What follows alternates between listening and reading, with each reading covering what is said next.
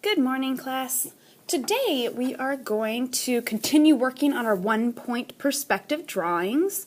Remember last time I saw you, we were using our ruler and our pencil to create our drawing that looks like it has depth, going farther back away from us. Do we remember what this line all the way across, our horizontal line across our paper is called? The horizon line.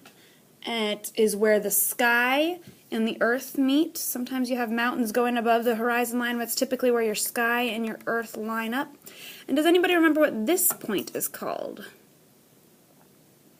The vanishing point. The vanishing point because that is where our lines go back and vanish. All of our lines line up and go to that vanishing point. That's where you can no longer see.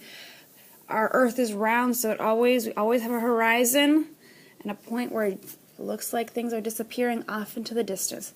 So some of us might still be adding things if you need to. I'm going to remind us how to do that. Draw your shape. Maybe it's a square, maybe it's a triangle.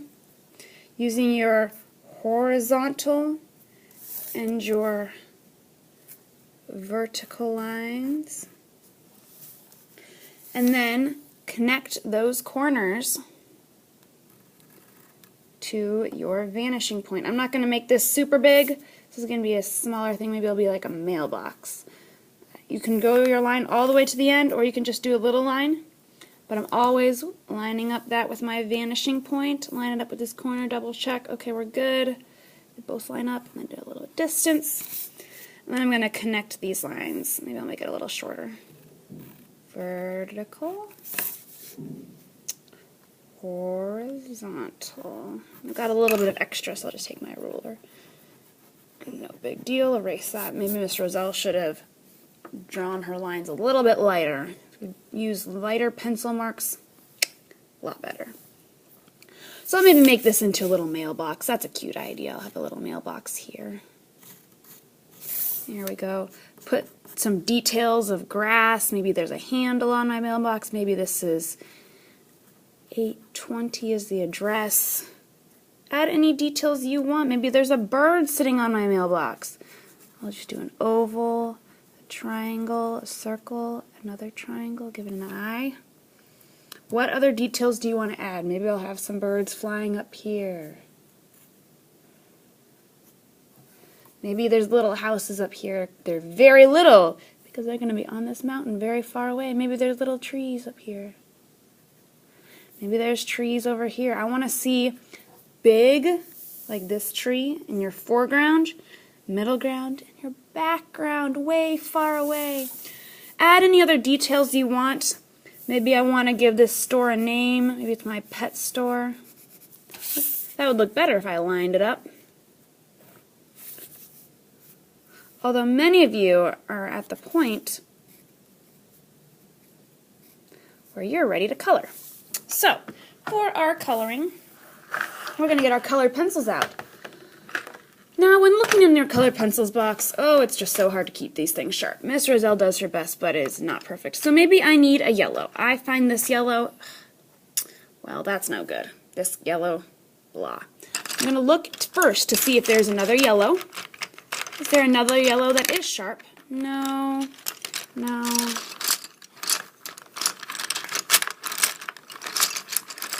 Well, it's not looking like yellow's in there, so I would maybe, this one I could work with. If not, if there's no yellow, then you may go sharpen it at the sharpener. If you can find another color that is sharp, that's when you use that one instead. So I'm going to use this yellow because it's good enough. It's a little bit flat, but it's good enough.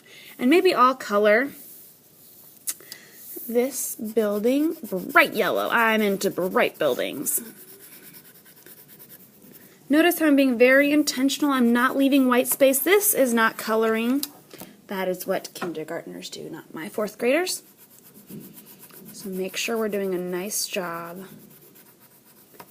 being very good about filling in all of that white space. I want you to color in the entire paper. There is no reason for you to leave white space unless you're in the middle of a blizzard. If you have a tsunami, I think some of you had big waves of water coming. Blue is a great color for that. If you have grass, I've got grass, so I'm sure going to be doing some darker areas with this, and then it works well if you use the side to make consistent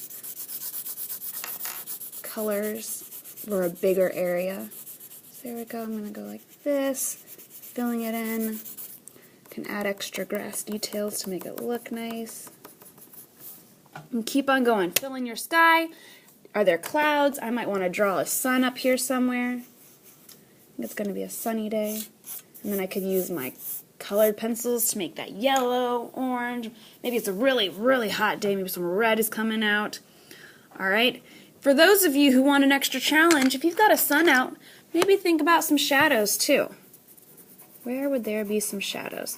Not at all required, because we haven't really talked about shadows too much. My sun is over here, so my shadows would be over here.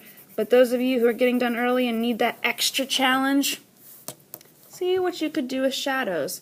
Where would there be shadows on your mountains? Alright. I would like this piece to be fully colored by the end of class today. Do your best. If you don't quite get done, it's always okay. I would rather have your best than a fully colored piece that's scribbled on, okay? 4th grade, I'm expecting awesome things from you, and I will see you later.